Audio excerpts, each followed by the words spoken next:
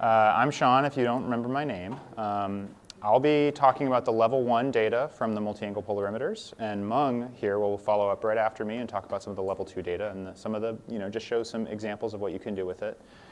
We have some notebooks that you can access if you want to follow along. These should be on the website. I will not be running live demos, but we've tested these pretty well, so follow along if you desire. So I'm going to start by going through how to use HARP2 data. So we have these two different multi-angle polarimeters. HARP2, we've got the wider swath, more angles, but specs, we have the higher spectral resolution. So this notebook will guide you through how you can sort of get data from HARP2, plot the geolocated imagery. It'll, if you haven't used polarization before, it will walk you through the basic ideas there, point you to some resources for understanding Stokes parameters and DOLP. And finally, in HARP2, I'll show you how to make a cool little animation of the multi-angle data that I think is fun to look at and can also be used for science. So you get the data the same way that we've showed you in all the other tutorials, so I'll skip right over this part. It's super easy. You just merge those different groups with the geolocation and the observation data.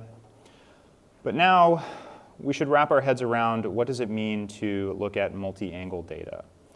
So we have in HARP2, we actually have 90 different angles. And in HARP2 data, the angles and bands are sort of indexed along the same axis. This is because we have a different number of angles in every band. So we have red, green, blue, and near infrared, red, green, blue channels, but in all of those but the red, there's 10 different viewing angles, but in the red we have 60 different viewing angles. And so that means we have 90 different band angle combos. Here they are plotted in the order they are in the data. The viewing angle on the y-axis and the band index, or the band angle index, on the x-axis. You can sort of see, well, we have all these different views, but in the red we have so much higher angular resolution. So you can really get some fine-grained angle-to-angle comparisons, which is useful. So that's one aspect of the multi-angle polarimeters that sort of sets them apart from the other instruments. But the other is, well, polarimetry. So what is polarimetry? Well, in the data we represent it with these Stokes vectors. These have 4 components. So I is typically like what you would think of as radiance, but Q and U measure the two orthogonal components of the polarization state of light, which, as Brent was talking about, we measure with these prisms. And both HARP2 and SPEX1 are sensitive to linear polarization, which are represented in these Q and U elements of the Stokes vector. That final element, V, describes circular polarization, which our instruments are not sensitive to. So they're not in the data. So let's take those different components of our Stokes vector and plot them just to, using red, green, and blue channels, just to try to see what they look like and let our eyes make sense of the data. Here the code will just get the nadir index, or the closest to nadir index in all the bands, the red, green, and blue bands, and plot it. So here, and we'll be using the same granule for, me and Mung are using the same Baja California sort of granule for all of our plots here. So you'll get to see a lot of different views of this scene. So it'll look very similar to what like the RGB from OCI would look like, just a little bit lower resolution. And Q and U, well, these are kind of confusing. These are hard to visually interpret.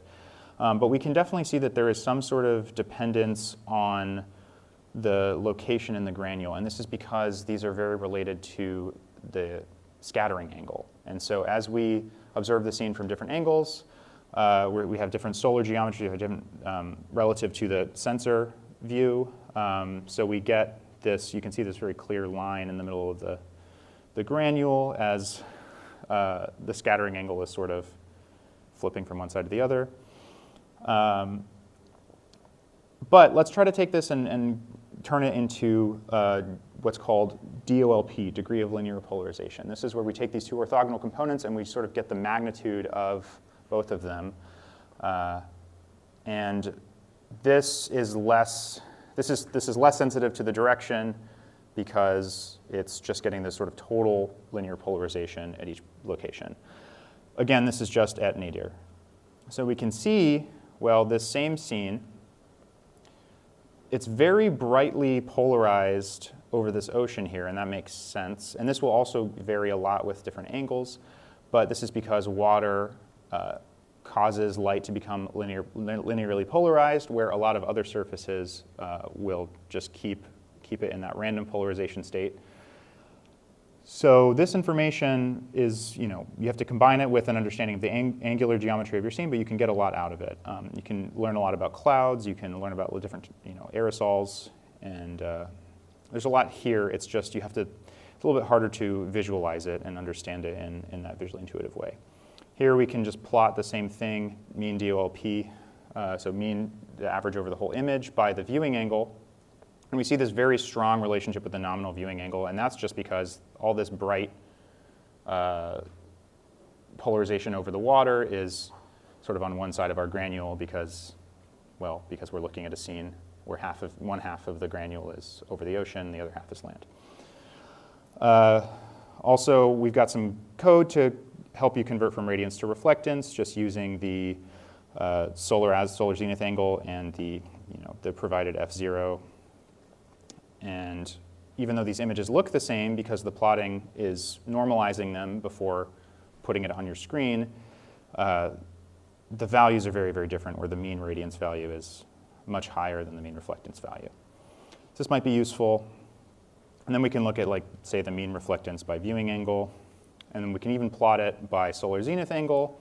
This is a pretty interesting thing to look at. It's fairly flat for most of this.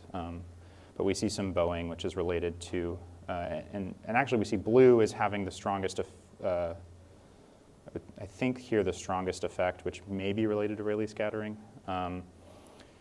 Finally, I have some code here which takes just the radiance, the intensity values at all these different angles, and creates an animation out of it. Now, if you run this notebook, you might have to rerun this cell or convert it to a code cell and rerun it again before it'll actually load. But the animation, which should generate to file, will look something like this. And so, well, this is pretty cool. We can clearly see a lot of the value of just having a multi-angle sensor here, because if you look closely, you can actually pick out different cloud layers, that parallax effect that Brent was talking about with, remember, the beer bottle. You can see it from different angles. That structure is here in this scene. We can sort of distinguish between these different cloud layers, and that's quite useful. So now we have another notebook, similar setup for Specs 1, get our multi-angle data. Here we have a similar breakdown of what we're looking at, how the data is structured itself. The difference between HARP2 and Specs 1 is that Specs 1 has the same amount of viewing angles, which is 5, for all of its spectral channels, and it has a lot more spectral channels than HARP2. And so those are actually separate axes in this data, so you have to treat it a little bit differently. There is a caveat here where the HARP2 and Specs 1 data do use slightly different conventions, I believe, for the polarization state. So I think it's in the Specs 1 data, it uses what's lowercase q and lowercase u, as opposed to uppercase q and u. What that just means is that the uppercase q and u are not normalized with respect to I, so they're not divided by I, whereas the lowercase ones are. I think I'm getting that right. So just keep that in mind. And here we can see the same granule. Once again, Specs 1 has a much narrower swath, so we're looking at a thin slice. And here we have, again, the polarization state. And the DOLP, it's kind of dark, so it's hard to see, but it does show you how to get this out. We can look again at the mean DOLP by view angle, and see that similar bowing effect, once again, with the blue bowing more than the other two because of Rayleigh scattering, I think, again. And then finally, we have code to convert radiance to reflectance and plot that by viewing angle. Next, Meng will go over some of our level 2 data for the same granule and show you some of the cool stuff you can do with that. Great. Thank you. Yeah.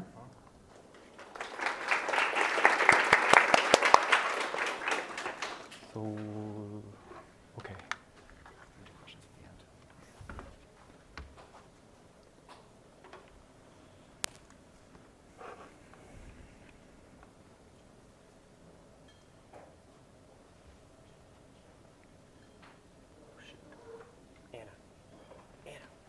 And that's the password.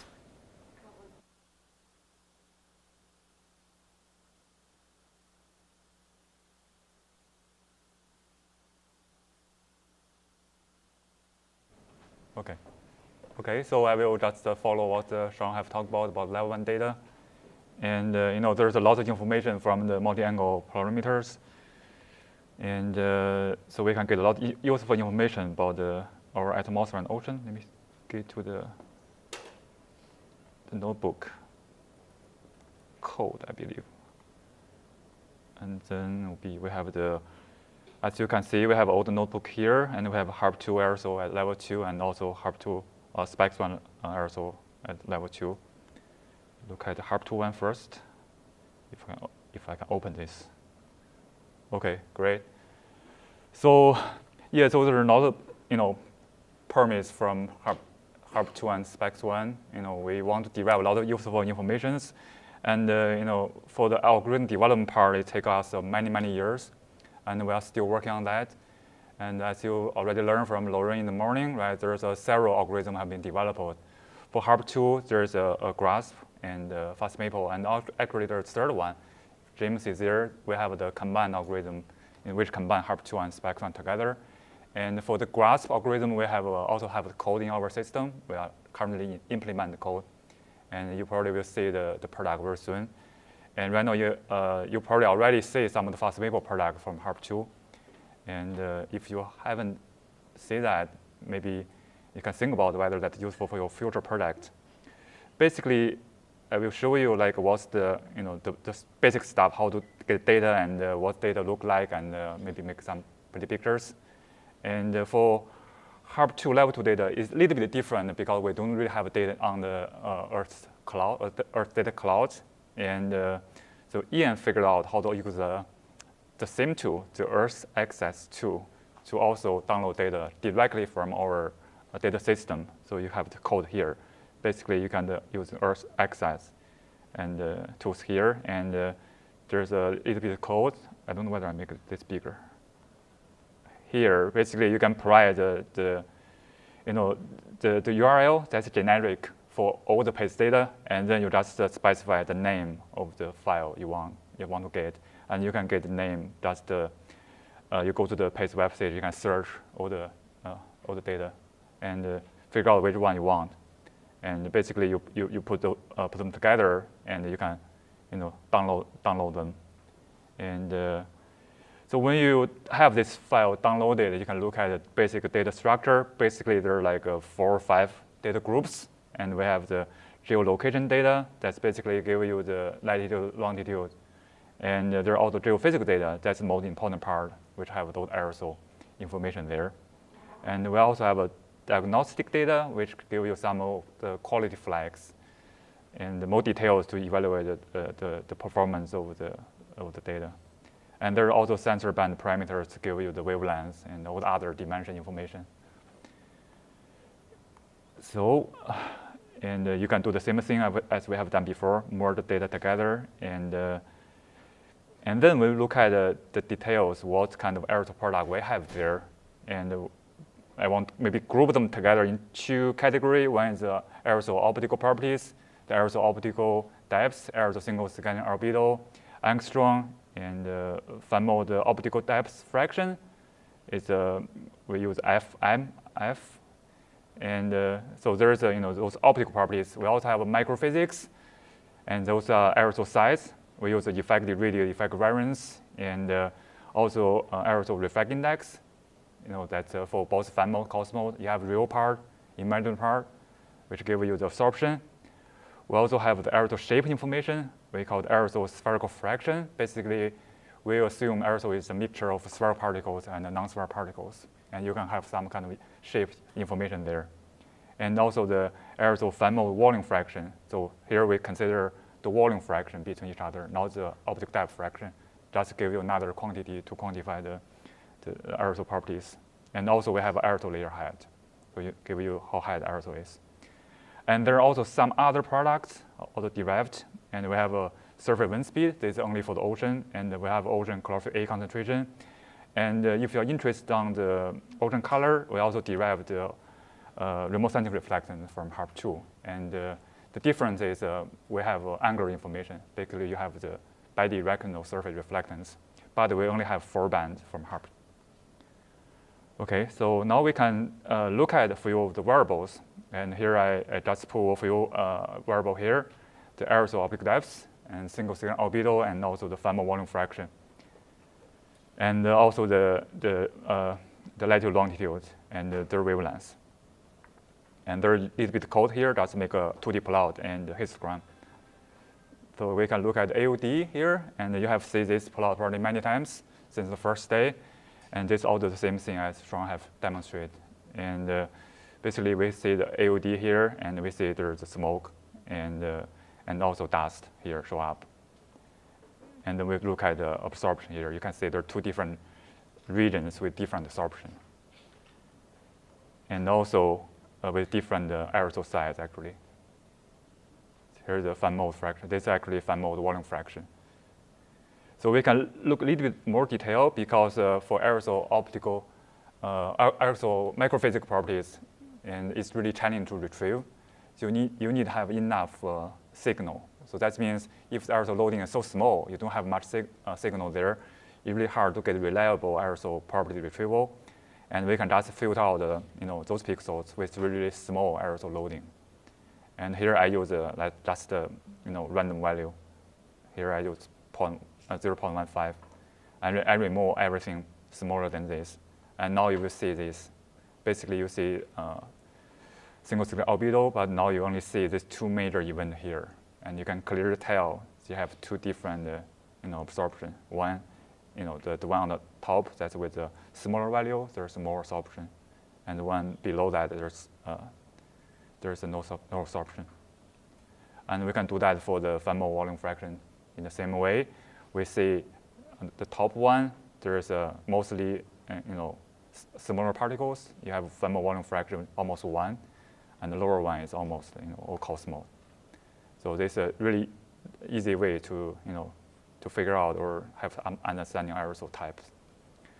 And I will talk a little bit about a deeper or more advanced quality assessment because the algorithm itself is quite complicated, and the measurement, we have a huge amount of measurement, right? You have all the angular information, polarization information, spectral information.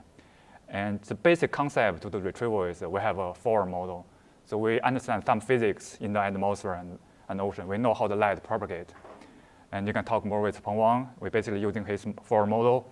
And we will adjust all the parameters and try to see when we can fit all the measurement, average information from this HARP2 measurement.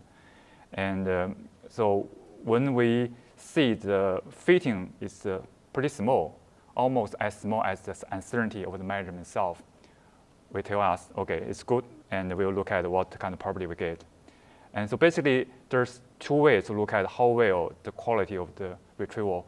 One way is how good the fitting, right? How small the difference, the residuals. And also another way to think about this is how many angle, how many measurements they can be fitted. If they cannot be fitted within certain range, we will remove them because they will not help. They actually do something worse. They will pollute the retrieval. So basically, we look at these 2 quantities. And then there's some more detailed. We define some quality flag. If you have interest in the data quality, you can take a deeper look. Here I just make some plots.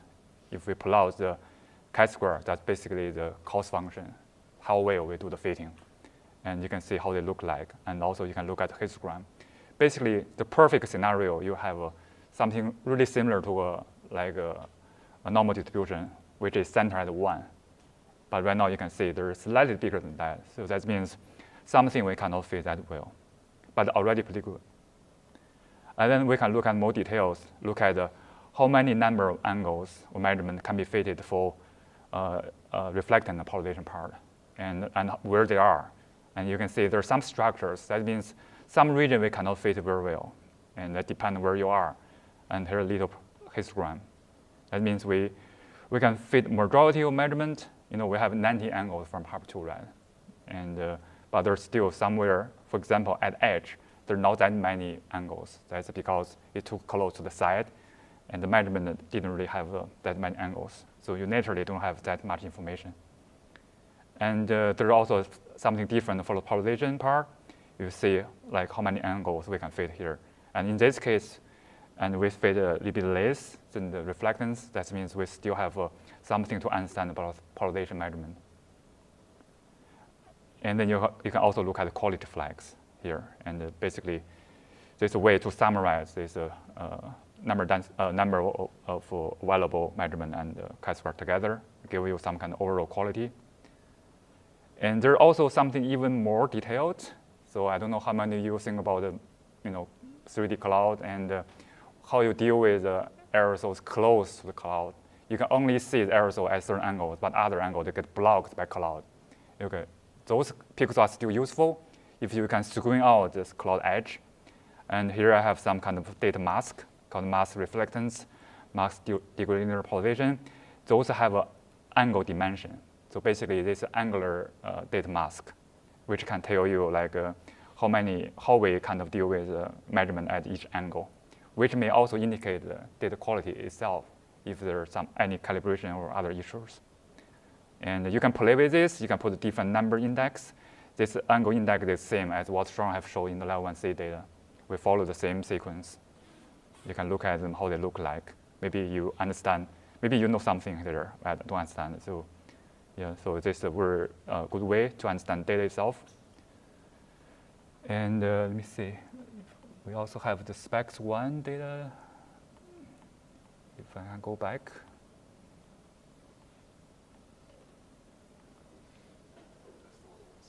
Oh, sorry. I'll talk about it again. Great, so I have like 10 minutes or something. Anyway, so this is pretty similar to what we have shown for HARP2, almost identical, because we kind of have a, before we have even have pace, we talk about some kind of common data format, so we can, just let you guys have an easier way to deal with them. You don't have to learn a new file. And this is from Ramo type algorithm with developed as Astron, and Guangliang is one of the lead developer, I believe. So in the first several sections, they are exactly the same, so I don't have to repeat them. So, but because data is already in cloud, so that's you use the same tool, same cloud tool to get data. And also I just checked, they have also the level 3 data there. I think some of you maybe already use them. So we can go this, skip this, and same data structure and same variables. And okay, so basically we make the same plot with the same tool. And you can also, you can compare these two products together to understand the difference between different algorithm instrument too, by doing this. But the difference is specs1 is have narrow swaths. You will see, you have about 100 kilometers wide swaths. And but for aerosol studies, specs have a lot of information. They have 400 spectrum band in reflectance and 50 band with polarization. This is really optimized for aerosol properties. And similar, you have a single cell albedo. We have the thermal volume fraction. And you can also do similar filtering if you want. And also similar quality flags. But the difference is for specs1, they keep all their measurement in the fitting. They didn't remove anything. And so chi-square becomes the really important quality flag for the for the data quality. And they also have a more detailed quality flag. You can take a look. It's also in the metadata of the file, and I just copied it here. And we can make a plot of the chi-squares. You can see how they look like. Basically, you see It's a kind of peak at 1, but they also have long tail. That means somewhere they cannot fit it, maybe because the cloud edge or something else. So that means when you use this data, you better screen out the one with higher chi-squares. Those data may be not reliable. And yeah, call it flag there. Another thing is they also provide a cloud fraction. And for HARP2, we only provided the data mask. And for SPEX1, they have an internal, I think it's a machine learning-based cloud fraction algorithm. They derive a cloud fraction, and that's in the one of the data, I believe in the diagnostic data. So you can make a plot. It will show you where the cloud they think it is. I think the pink one, and where the clear sky pixel is. And they also have the pixel level uncertainty. That's basically propagate the measure uncertainty into the level 2 product uncertainty based on the forward model gradient or Jacobians, if you know what they are. And so here I just make a plot for the uncertainties. And just a random plot, I just try to see whether there are any dependency or errors or uncertainty with AOD. It looks like when you have larger AOD, you have larger uncertainties. That's based on intuition. So you can just plot with this, and so hopefully it will be useful, and we will continue to improve data quality. So that's the that's the ongoing effort. I will just stop here. Okay. Questions about the notebooks for either Sean or Mon? Hey, Mon, any ideas about how the cloud fraction was derived?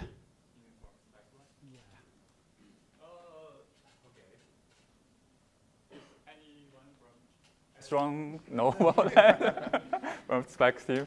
I know. Okay, Piyush, can you comment?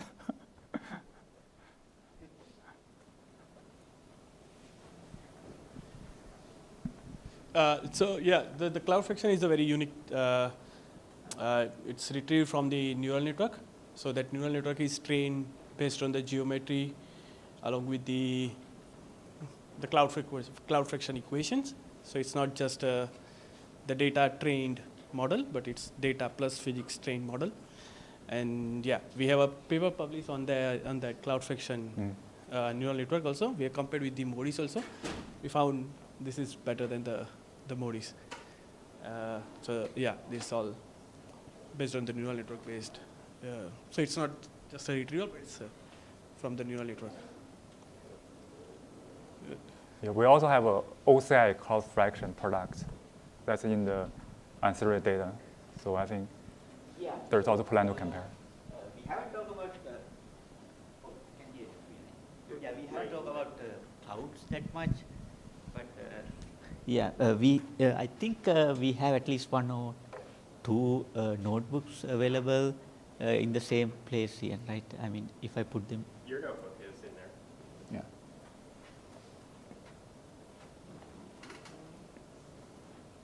We have this one. Everything, man? Oh yeah. This one, we don't have to go through it. So the thing is, we have cloud products from HARP2 as well as OCI. So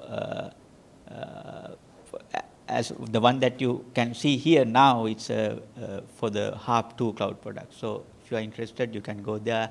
Basically, the structure would be same what Mang and Sean showed. So it would just illustrate or show how to find the data and then how to visualize the variables.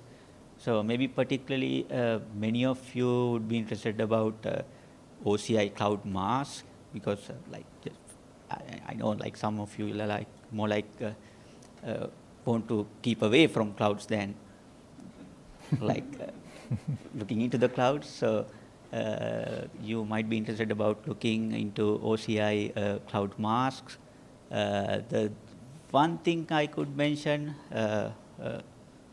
maybe particularly for you guys, there are 2 kind of cloud masks. One is more generally what the cloud physics related community use. The other one is like more conservative cloud mask to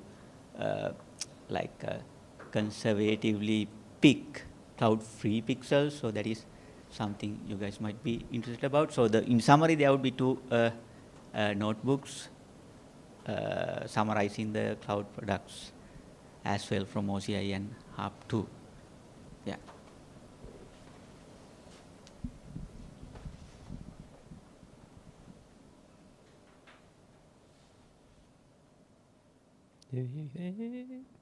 Okay, thank you guys very much. Appreciate it. Thank you.